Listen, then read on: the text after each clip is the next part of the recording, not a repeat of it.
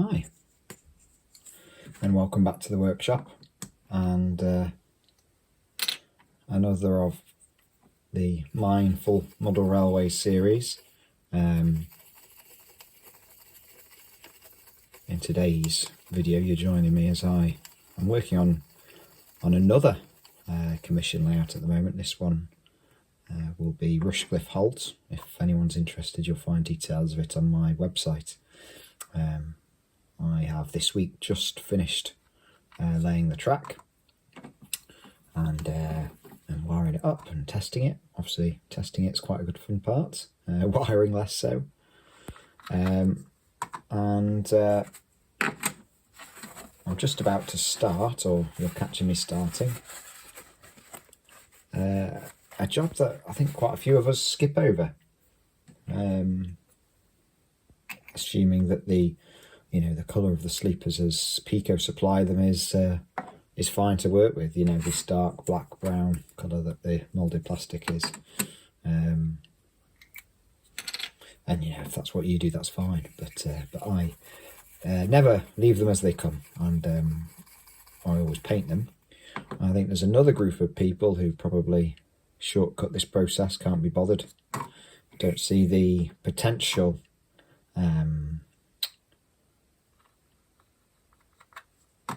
of spending time mindfully doing this. Just take a rattle can of something like rail colour, track colour, and just spray the lot, rail sides included. Clean up the rail surfaces and head straight into ballasting.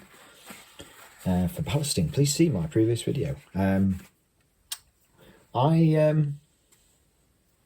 think this is an important stage for realism. I don't just do this because I enjoy it.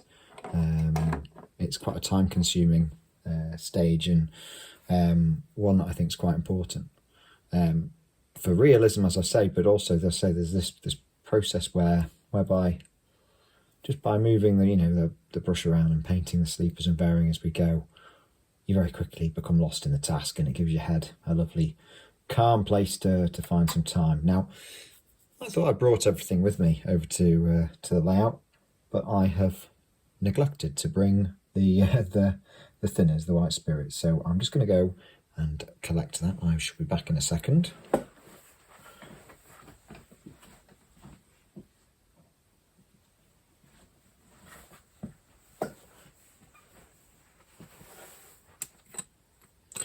I think I've had this little glass jar for going on 30 odd years. I think it came with my first ever airbrush, actually. I like things to hold on to things that have a bit of sort of, I don't know about sentimentality as such, but just stuff that you've had a while, it becomes comfortable, especially some of my hand tools. But in this case, obviously, it's just a bottle. But I decant white spirit into it, and then use that as a vehicle. Also means I don't have to have a large bottle on the desk, so it saves space. It also means if I ever knock it over, there's no problem. It's not gonna. I've not lost a litre of the stuff, which would stink the place out too, wouldn't it?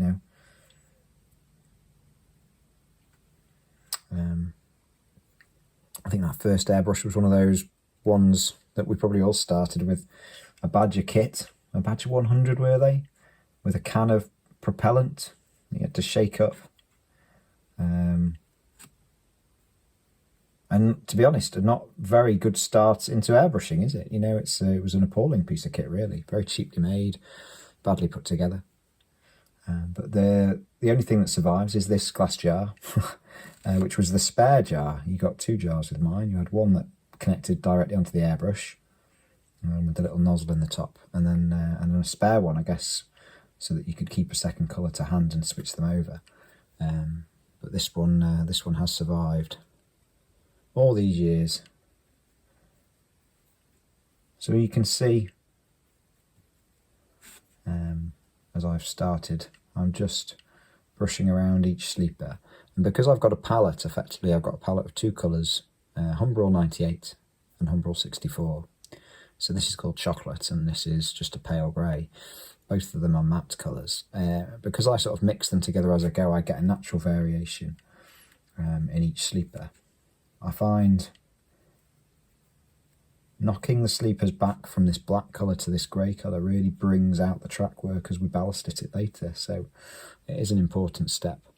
And what I quite like is that I can occasionally paint a sleeper almost purely in the grey, which then makes it look like one that's due for either replacement or is a bit older than the others. I'll go back to some brown. Those two shades that I had at the beginning of the video that are now up here at the top, that's Humbrol 33, which is black, and Humbrol 62, which is leather. They will be used later to paint the rail sides. So today I'm sat here in the workshop. I haven't got the stereo on today, just a bit of quiet. The DMU is running in the valley. I've heard the DMU earlier on. So we're at that time of year where there are midweek trains on the Llangollen Railway, which is always lovely to hear. You probably won't be able to hear it, but I can hear the birds outside. So actually, if I look up, I can, yep, the cherry blossom is still in the tree in the garden. Magnolia is nearly over now, which I mentioned in my previous video. So yeah, it's a lovely day here. Cold, but warm. And those sounds of nature. Just sort of punctuating my experience here, really.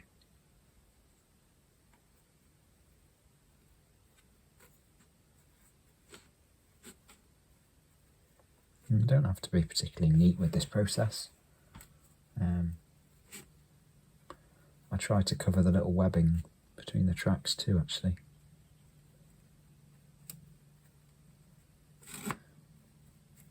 Sorry, that was my jumper catching on the edge of the layout.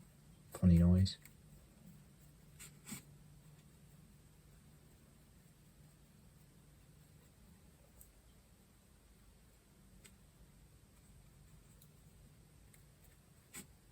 One thing I do notice here is just such the variety of such a variety in the bird song.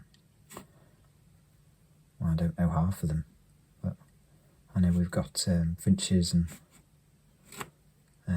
various tits and obviously blackbirds and things. There's doves. Well, I think some might call them wood pigeons, but grey doves up in the tree as well, which are very noisy at certain times of the day. Very, very lucky to live here, very lucky indeed.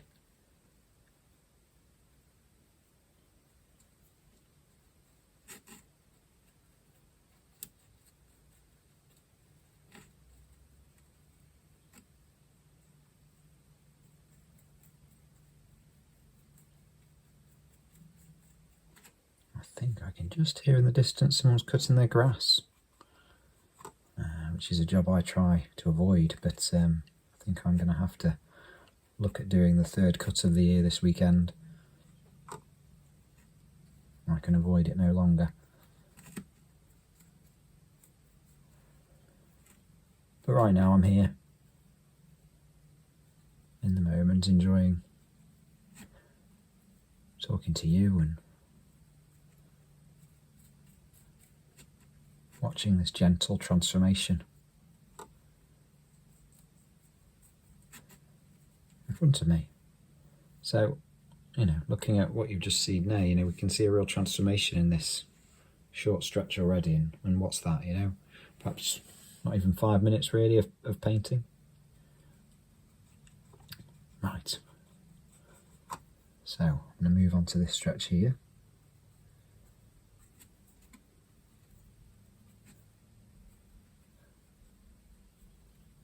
Oh, I think I've just heard the diesel go past again. Yep. It's the green Class 108 today that is running. It's only got one power car and one trailer, so it's not quite as raucous as my favourite of the DMUs here, the blue one, which is a think it's a 104. I think it's got a, if it isn't a twin power, then it's got a straight through exhaust. It sounds incredible. Just across from where we live, the railway runs on the other side of the river on us, but it does rise up slightly towards the station in Glundufter. It's still climbing, so we get like, you do get the steam engines and the diesels, and to a lesser extent the DMUs. You definitely hear them working up that gradient, which is quite nice. It's definitely a bonus of living here. It's a lovely place to live anyway, but with the railway, for me especially. I mean, I suppose some people might not call that a bonus, but it is for me.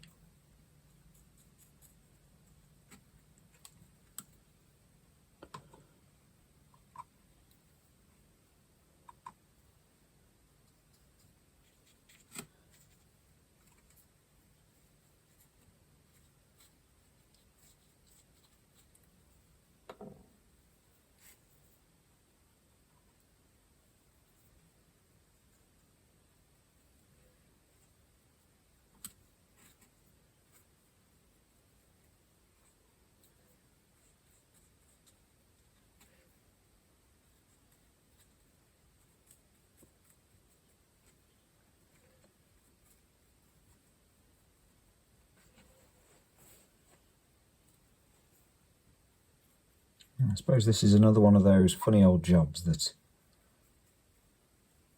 I learnt to love through a shared experience, through that shared hobby with my dad. And he's long gone now, but he didn't really know. It's not really something you're taught, is it? But the experience together of working on the model railway and enjoying that time, and I would have just been wittering on and he'd have been listening. No doubt I was telling him about some incredible fact I'd read in a book about Class 47s or something. He's probably a rather more patient man than I am. But doing this and working on this isn't really a sort of direct conduit to that memory. But I think it does have some connection for me. It's somewhere where my mind can be peaceful and quiet away from the world. And I don't know about you, but these days I do find the sort of endless doom cycle of the news to be quite difficult to manage. I get so frustrated that I can't do anything about most of what I hear. I can see what's wrong, I can see the answers, but no one's listening, And to some degree, that's what caused me to sort of pack my job in, the day job I had before I started doing this full time, and that was that realisation that it was unlikely that I was ever really going to be able to change anything. People just weren't interested. I could see what I thought were the things that needed to be done, and there wasn't any sort of urgency or traction with any of that. So what was the point in banging my head against a brick wall? So now you've got me to listen to as a result.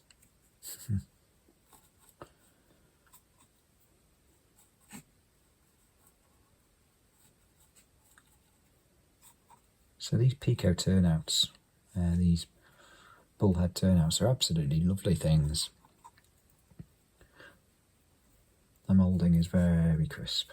The rail profile is beautiful. This bullhead rail just reminds me of preserved railways. It's like, well, I suppose, and sidings. It's a familiar profile, but one that until Peco brought it out just felt unavailable.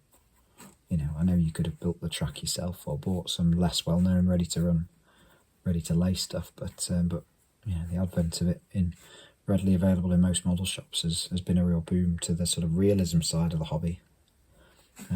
But yeah, this process of painting it really does bring it to life.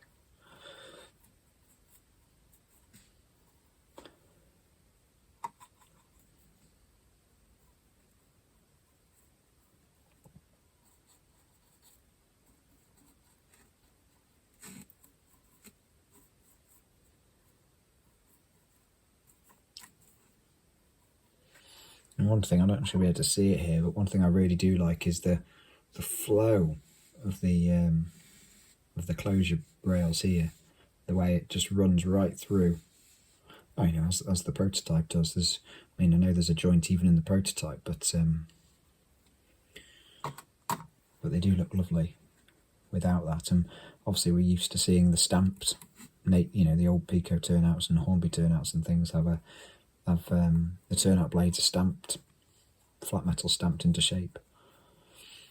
So this sort of solid rail that's the turnout blades is just lovely to look at, especially when you look down it along the rails, which I know you then see how you see the sort of shortcomings of double O with the narrowness of gauge, but when there's no trains around, you know, you can suspend a bit of reality and just enjoy that flow, can't you? The visual sort of connection from where you are to where you'd like to go.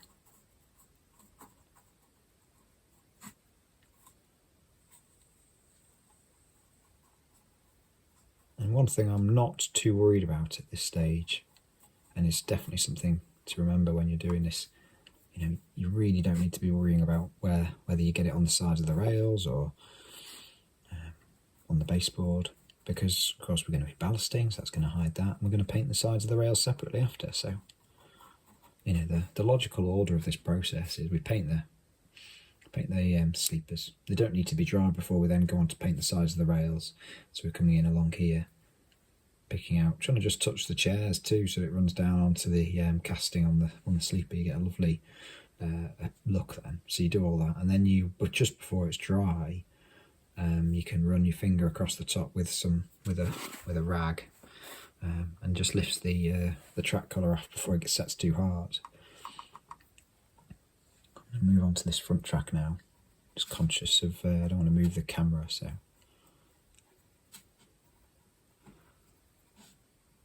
I'm really enjoying this. I feel like I'm sharing it with you.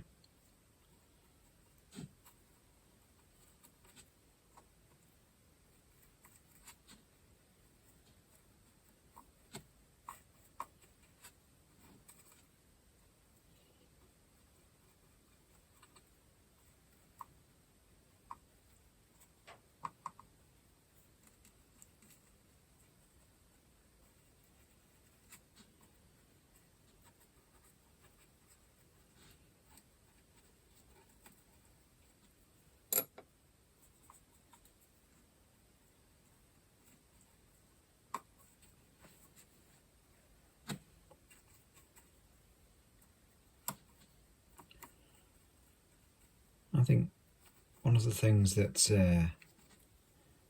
I'd like us to all do a bit better with is recognising that, you know, our obsession with how things are done, and writing about that in our magazines and our websites, and talking about that in videos and whatnot. It is important, but it's like the first sort of episode, isn't it? The lowest level.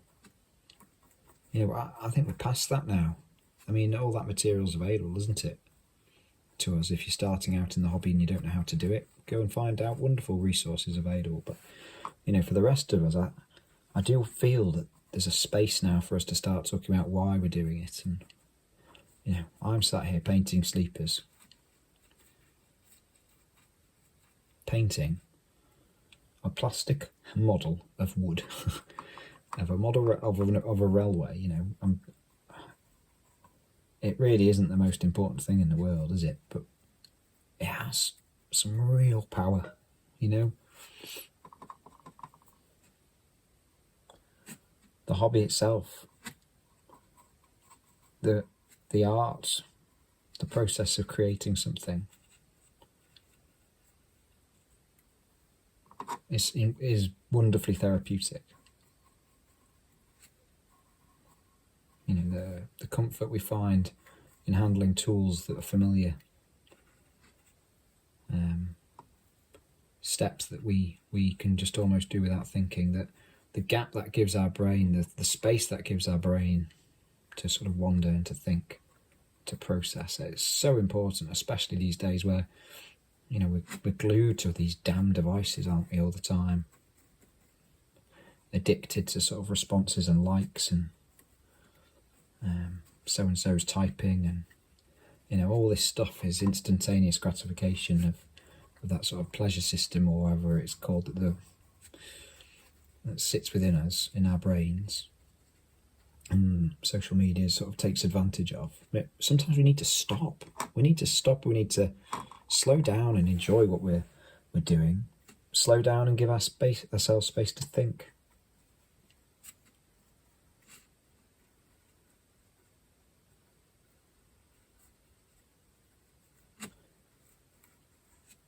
This isn't the world's most exciting job, is it? Come on, you know. I'm not weathering some new item of rolling stock that you're all going, ooh, look how realistic that is, you know. I'm not getting highly opinionated and sharing my view on things. I'm just painting track. But you know what? I'm really enjoying it. I'm really enjoying it. And all those stresses and worries that I feel on a daily basis, I'm sure you do. In the moment I'm sat here, they definitely are faded. They're not at the forefront of my mind. You know, this isn't a rescue, or it's not a solution to anything. It's part of a way of living in the society we do, and I suppose coping to some degree. And that isn't to say to sound melancholic or you know, fatalistic about society or the world or whatever. You know, it's just a realisation. I get overloaded, and I find this sort of thing really helps, and I enjoy it, and I hope you do too. And I hope that by me talking about it like this and sharing it with you,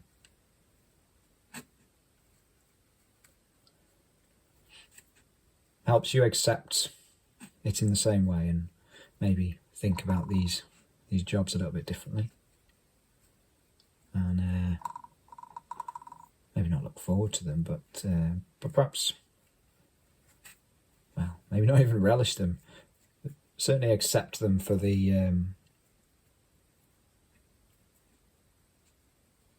what they are, and for what they can give you, and the benefit that can bring on other parts of your life. So I'm going to need to move the camera now and move down the layout. I hope you've enjoyed my waffling on. If you have, there's a couple more of these mindful videos, and I've got a few ideas for a few more things that I could talk about whilst doing some simple jobs like this. So if it's something you've enjoyed, do let me know. And until next time, I'll see you all again soon.